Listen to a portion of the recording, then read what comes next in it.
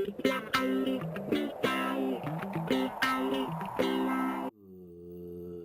morning, Eagles. Happy Tuesday. It is time for us to start another amazing Olin day.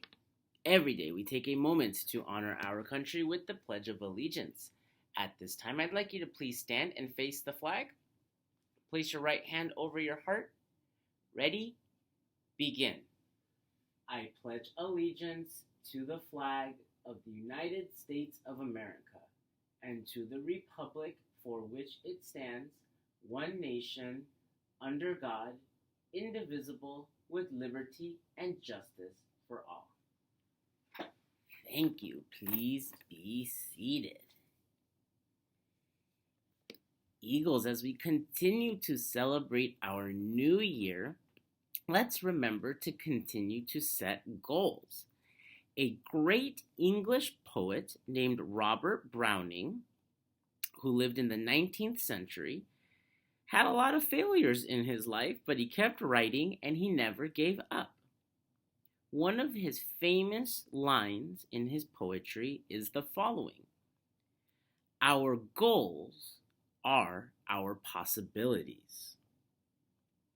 Mr. Browning is saying that our goals become possibilities. For example, is it possible for you to make a better grade in your class? Is it possible for you to continue to work on your art or become a better reader? Maybe yes, maybe no. But one thing is for certain: you will never do it unless you set a goal and then try.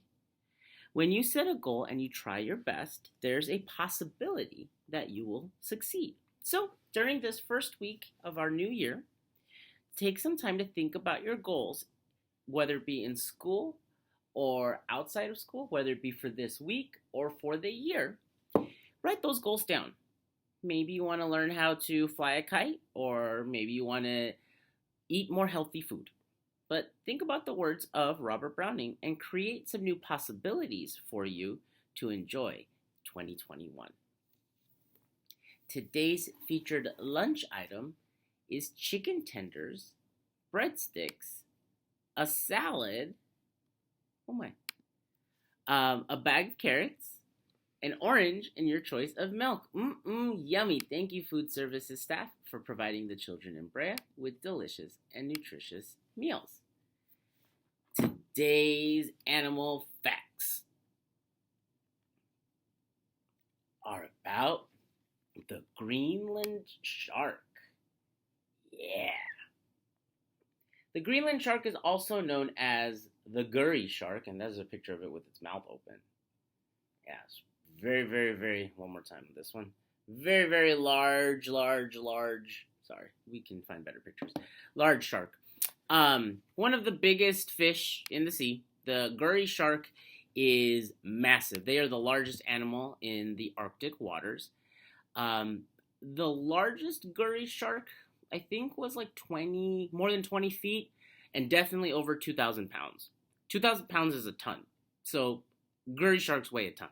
Most of them weigh around 800, 1,000 pounds, but the biggest one weighed a ton. What's funny about Gurry sharks is they have this massive body, but then teeny tiny features. They have small eyes, they have a small snout, they have a small-ish head, small fins, small gills. And a lot of that is to make them look bigger. But I think that's kind of a curious little thing about them. They are usually brown or gray or black in color. And other than being known for being so large, there are, I think, 3 interesting things about a Gurry shark or a Greenland shark. Same thing. Number 1, there is a small creature called a copepod that lives on the eyelids of the shark. A copepod. Now, these are small. They're like 2 centimeters, maybe 7 centimeters. They're these little bugs, I guess you could call them. Now, what's interesting about the copepod is that they are bioluminescent. That means they glow in the dark. And if you remember, a Gurry shark is black or brown or gray. They're dark colors. And in the deep sea where these guys live, they're really hard to see because it's so dark already. The sun is so far away, and these guys are dark colored. Well, the copepod that lives on the shark's eyes actually glow in the dark.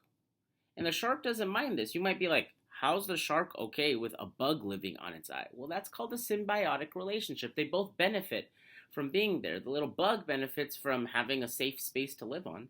And the shark actually benefits because that little bug, when it lights up and glows in the dark, other fish are curious or confused. And they swim towards that light, thinking it might be the sun, just wondering what it is. And remember, it's on the eyelids of the shark. So what do you think the shark does when a little fish comes up to see what the little bioluminescent copepod is? Ow! So they work together. Because of that, so that's the first interesting thing about the Gurry shark is they have bioluminescent neighbors that live on their eyelids. Because of that, the Gurry shark is known to be kind of lazy.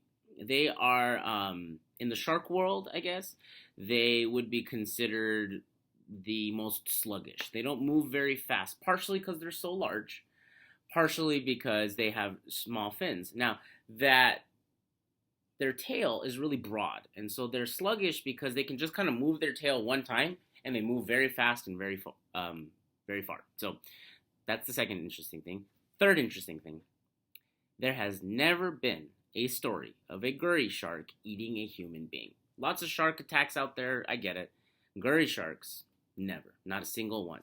They are known to like break through ice to eat deer or caribou, but never. And they have mistaken a kayak for a dolphin or something like that, so they might knock over a kayak, but they have never in the history of animals, there's no stories about a Gurry shark eating a human. So don't worry about these massive sharks. They're worth studying and not being afraid of. Okay, buddies, it's time for me to go and for you to learn. Let's soar, Olinda, and make it a great day. Fly by, eagles.